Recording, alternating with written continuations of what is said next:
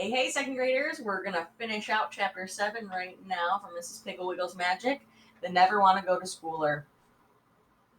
Seeing Jody crying under the maple tree, she asked him what the trouble was.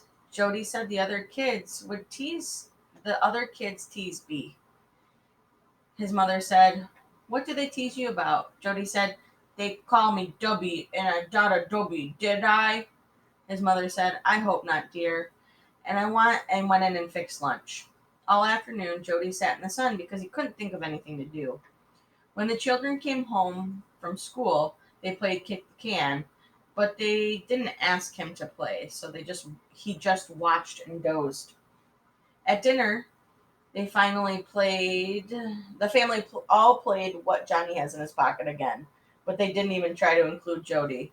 So after eating his dinner, with a spoon, he just sat and watched the candle drip down, the wax drip down the candles in the middle of the table. After dinner, Jan and Julie went up to study. Linda went to bed, and Jody climbed up in his bunk and looked at the ceiling. There were two knot holes that looked just like owl's eyes. Jody looked at them until he fell asleep. At 8:30, Mrs. Jones came in with a bottle of ignorance tonic, but finding Jody asleep, decided to wait until the morning to give him any more. The next morning, Jody woke up very early. He could hear the paper boy whistling as he threw the papers thump, thump, thump onto each porch. Jody climbed carefully out of his bunk, got dressed in his school clothes, went into the bathroom and washed thoroughly, brushed his teeth, combed his hair, and looked carefully at him in the mirror. He looked just the same as always, but he certainly felt different. He felt quick and light. He tested his voice. He said, "I'm not a dummy." And it came out of his mouth. "I'm not a dummy. I'm not a doobie," the way it had in the past 2 days. He went downstairs. It seemed very peaceful in the early morning sunlight. Jody decided to squeeze the orange juice for his mother. He went to the cooler for the oranges and found stuck under the box a note his mother had left him the day before. He picked it up, and he was surprised to find that he could read it, every word. He began to hum a little as he cut and squeezed the oranges and poured the juice into 6 glasses. There was a gentle scratching at the door. Jody opened it, and it was Clotilde.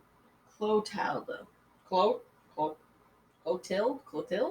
The cat. Clotilde rubbed against Jody's legs and purred until he stopped squeezing oranges and warmed her some milk.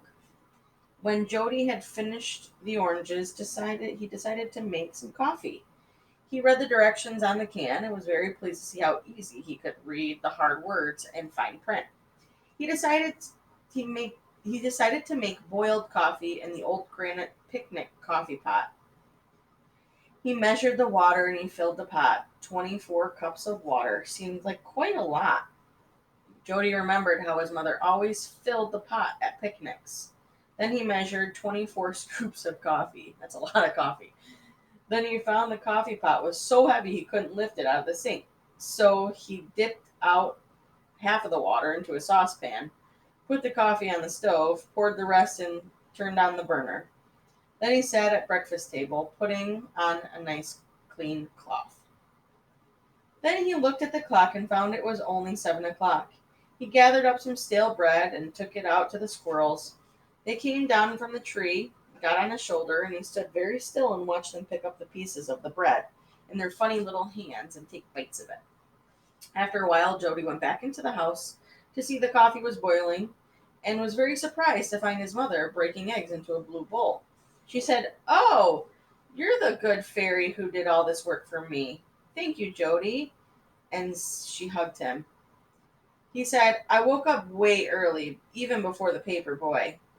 His mother said, "How do you feel this morning?" She noticed he had neat hair, washed face, and school clothes.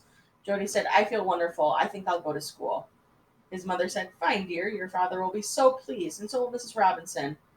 Jody said, "Mrs. Robinson doesn't have to worry anymore. I'll make up my work. I'm no dummy." His mother kissed him and said, "I should say you're not." "Say, Mom," Jody said, "Do you think I made enough coffee?" His mother looked at the enormous granite picnic coffee pot, filled clear to the brim, then at Jody's anxious face. Just right, she said. Just exactly right. Now call the others to breakfast, dear. Tell the children to hurry, or they'll be late for school. All right, so I think they cured Jody of his not wanting to go to school. Remember, always stay in school. All right, I'll see you next time for the next chapter.